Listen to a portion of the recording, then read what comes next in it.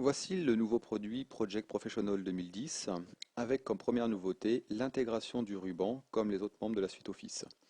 Ce ruban permet d'avoir accès facilement aux différents menus en fonction des éléments que l'on souhaite atteindre, comme les tâches, les ressources ou des propriétés du projet. Une des premières grandes nouveautés de la version 2010, c'est le fait de pouvoir saisir les tâches euh, à la volée ici, sans pour autant être obligé de saisir des dates de début, dates de fin ou des durées, comme dans les versions précédentes. Ceci est dû à une nouvelle fonctionnalité qui s'appelle le Freeform Scheduling, qui permet une planification manuelle ou automatique de notre planification. Donc ici, je vais continuer à rentrer quelques tâches. Ce qui est intéressant, c'est que si jamais je sais que la tâche étude va durer 5 jours, je vais positionner 5 jours ici dans la durée. Le diagramme de Gantt va s'afficher de cette manière-là. Je peux aussi définir qu'une date de début, dire bah, les tests vont commencer la semaine du 16 juin, afin de placer ici un créneau sur la date de début. Je peux parler aussi de livraison, par exemple, sur laquelle je connais une date de fin, admettons. Voilà, donc la fin du mois de juin, par exemple. Je peux définir des jalons comme des versions précédentes. Ce qui est intéressant, c'est que je peux commencer à faire de la planification. Voilà, donc toujours faire des liens entre les tâches, même en mode manuel. Ce qui me permet, si jamais je suis en mode manuel et que par exemple mes tests doivent impérativement commencer le 19 juin, si jamais mon étude est un peu plus longue que prévu, je vais avoir ici une relation de tâches qui ne va pas être recalculée automatiquement. Si je veux rebasculer en mode automatique, il suffit donc de changer la propriété de la tâche pour pouvoir se repositionner comme dans les versions précédentes. Ce qui est intéressant, c'est qu'on peut toujours continuer à planifier comme avant, ici, voilà. On peut faire des tâches ici qui ne sont pas forcément planifiées. Ça peut être intéressant pour les projets qui vont durer plusieurs mois ou même plusieurs années, où on va connaître la planification fine au début du projet, puis ensuite on ne sait pas trop quand est-ce que les tâches vont pouvoir être planifiées. Une deuxième autre nouveauté qui va être intéressante, c'est au niveau des ressources. Donc ici nous avons créé quelques ressources.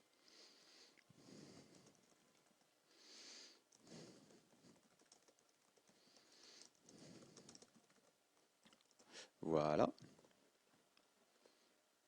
Donc on va corriger quand même. Hop, ne pas écorcher les noms. Et une deuxième grosse nouveauté est ce qu'on appelle le Team Planner. Le Team Planner va permettre de planifier par une entrée plutôt ressources. Ça peut être intéressant pour un manager d'équipe qui doit, en fonction des personnes disponibles, redistribuer les tâches en fonction donc des compétences. Donc ici, je vais redistribuer les tâches sur les différentes personnes. Voilà. Donc ce qui est intéressant, c'est que je peux soit les placer directement sur le nom pour qu'elles se placent par rapport à ce qui était planifié dans le diagramme de Gantt, mais rien ne m'empêche de pouvoir redéfinir la planification. Les tâches que j'avais planifiées mais dans lesquelles je n'avais pas défini des dates de début, dates de fin, apparaissent dans les tâches non affectées dans la colonne des tâches non planifiées. Ce qui va me permettre ici donc de redistribuer le travail ici de manière graphique. Ce qui est intéressant pour les tâches qui sont en superposition, ici d'avoir une vue représentative et graphique en rouge de la surutilisation des différentes ressources. À partir de là, donc j'ai plusieurs options, comme je peux mettre en planification automatique et sortir le Task Inspector qui va me permettre donc de replanifier les tâches en fonction des contraintes des différentes ressources. Autre nouveauté intéressante, c'est lorsque l'on souhaite typer sa planification et que l'on souhaite rajouter des colonnes pour faire un référentiel personnalisé. Il suffit maintenant de rentrer les valeurs de ces champs pour que automatiquement, en fonction du type de champ que l'on va saisir, qu'il nous le positionne donc dans le bon format. Ici, automatiquement, il nous rajoute des champs de type coup, ici des champs de type texte, etc. Si je mets yes, par exemple, il va me mettre de type flag un nouveau champ, ce qui me permet automatiquement de créer mon référentiel projet. Autre nouveauté importante, notamment lorsque l'on décide de faire plusieurs versions d'un projet, c'est la possibilité ici de rendre des tâches inactives. Typiquement ici, la tâche de test n'a plus lieu d'être. on peut la retirer de la planification tout en gardant une trace, ce qui permet donc de faire plusieurs niveaux de versionning. En termes de reporting, surtout pour sur les grands projets, euh, on nous demande souvent de pouvoir générer ce qu'on appelle des lignes de temps. Avec la nouvelle fonctionnalité donc de timeline, il est possible, avec la solution EPM 2010, de faire ici donc une planification, voilà, un peu plus détaillée, voilà, à ce niveau-là, hop, et de pouvoir se dire, eh ben maintenant j'aimerais pouvoir représenter dans le temps mes différentes tâches. Ce qui est intéressant, c'est que je vais pouvoir choisir les tâches que je souhaite reporter à mon management, par exemple. Donc souvent, on nous demande de reporter les jalons, donc ce qu'on va faire, on va les afficher sur la ligne de temps. Et là, on va voir ici en haut de l'écran, dans la ligne de temps, les tâches que l'on sélectionne s'afficher pour le reporting. Si typiquement la phase étude est aussi une phase importante, on va l'afficher, voilà, dans le reporting. Donc je vais afficher ici une deuxième tâche. Voilà. Et donc là, je suis en train de générer ma ligne de temps. Ce qui est intéressant, donc alors, vous voyez l'interface événementielle. Comme j'ai choisi la ligne de temps, je vois ici mon menu, mon ruban qui se positionne sur le format de la ligne de temps. Donc je peux choisir un formatage différent. Mais surtout, ce qui est intéressant, c'est que je peux l'exporter, par exemple, dans du PowerPoint ou dans du mail. Donc si je l'envoie donc dans un PowerPoint, ici, je vais pouvoir maintenant le copier dans une présentation.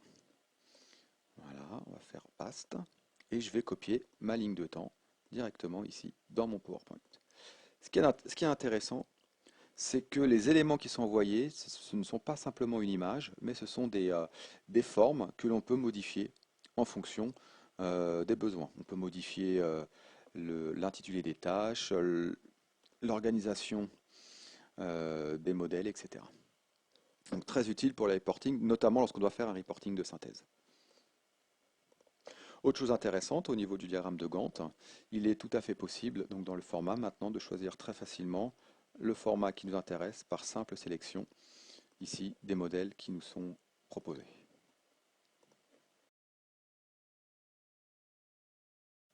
Une autre nouveauté de Project Professional 2010, c'est pouvoir déterminer des phases de très longue durée sur lesquelles on va pouvoir détailler la phase en sous-tâches sans forcément avoir de lien entre la phase elle-même et le détail des tâches qui seront sous cette phase.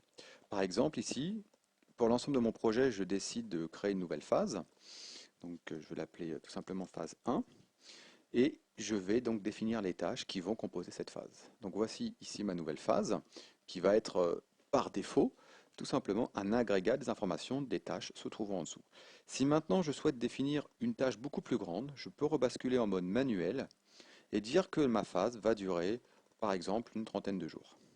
Ça me permet ici très rapidement de voir la différence entre la durée de ma phase et au fur et à mesure que je vais avancer dans mon projet, pouvoir faire ici un récapitulatif sur la durée, le détail des tâches composant cette phase. Voilà, typiquement ici, je vais augmenter la durée de mes sous-tâches et je vais donc avoir ici l'information sur ma phase. Ce qui est intéressant, c'est que si jamais les tâches détaillant la phase viennent aller plus loin des bornes détaillées, donc ici au niveau de la phase, j'ai une alerte automatique qui va me dire, bah voilà, les tâches composant la phase sortent des dates de début, dates de fin qui ont été planifiées initialement, et donc ça remonte des alertes au niveau du chef de projet.